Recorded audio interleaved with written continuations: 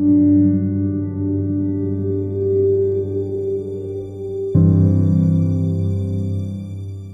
Arab Empire became one vast empire because of a man named Muhammad, which means in Arabic, highly praised. He was born in the Middle East in 570 AD, almost 600 years after, or 500 years after Christ. He was born to a tribe in Mecca. He claimed to be a descendant of Ishmael. That fits. This Muhammad became the source of the Quran, which is the holy book of Islam. In 622, he made his home in Medina, and it became that date the sort of official date of the start of the Muslim era. In the first 100 years after Muhammad, there was a massive unification of that part of the world as they succumbed to the power of Islam, mostly by the sword. And all wars to bring infidels into submission to Islam were considered to be jihad, holy wars. Muhammad himself killed and robbed in the name of Allah. Convert or die. But there is still that in Islam. We read about it. Still that penchant for death. Islam conquered by the sword. And Islam actually took over the land of Israel. And they held it until, do you know what year? 1948. Muhammad grew up in Mecca. He was a member of a tribe called Quraysh. And in Mecca, they worshipped 360 idols. And also a prominent black stone, supposedly given by Gabriel to Abraham. It was said in the Quran that at the age of 3, Muhammad had an amazing event take place. Gabriel did some surgery, the Archangel Gabriel, split open his chest, reached in, and squeezed all the sin out of his heart, so that Muhammad was sinless. Now, here was Muhammad growing up in Mecca with 360 gods. But Satan was working on him to invent a religion that would end the division and pull everyone together in one great, powerful, massive effort to undo the covenant promise of God.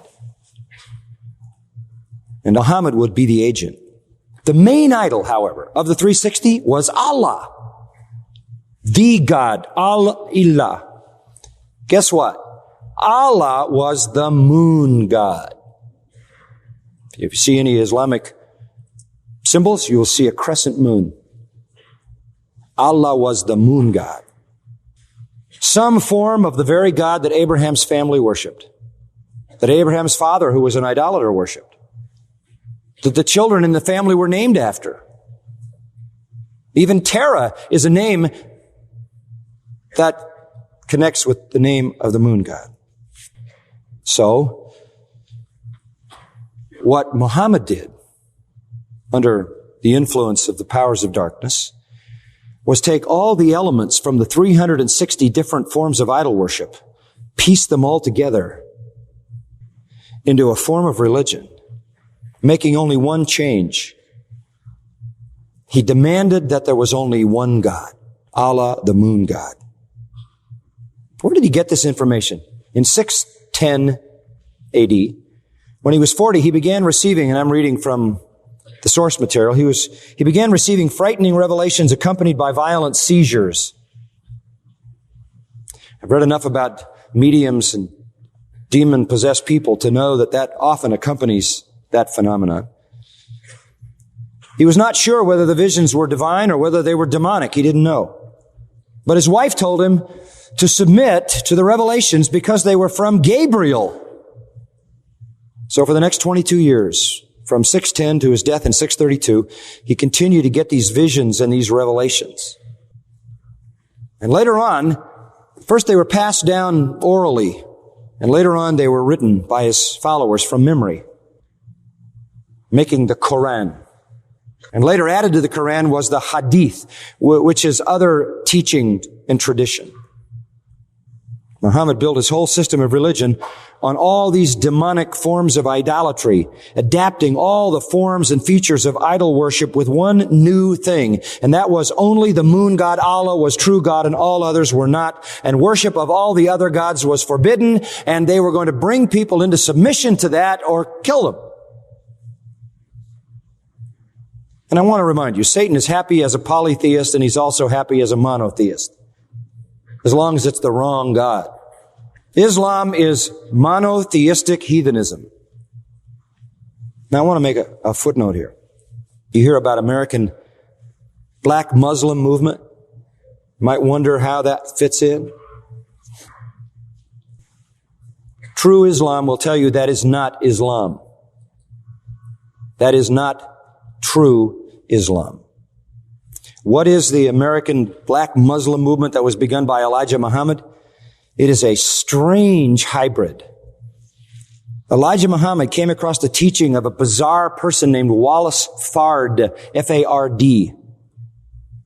And he took this bizarre teaching of this man, Wallace Fard, and he mingled it with, get this, teaching from the Watchtower Society of the Jehovah's Witnesses. And he created a hybrid, which is called the black Muslim faith. Here they call it the black nation of Islam. It is not true Islam. And he said that this Wallace Fard was Allah. And Louis Farrakhan, who's the leader of that movement, says he is the fulfillment of Isaiah 9:6. He is the mighty God, the everlasting Father, and the Prince of Peace. That is to Islam what the Jehovah's Witness cult is to Christianity.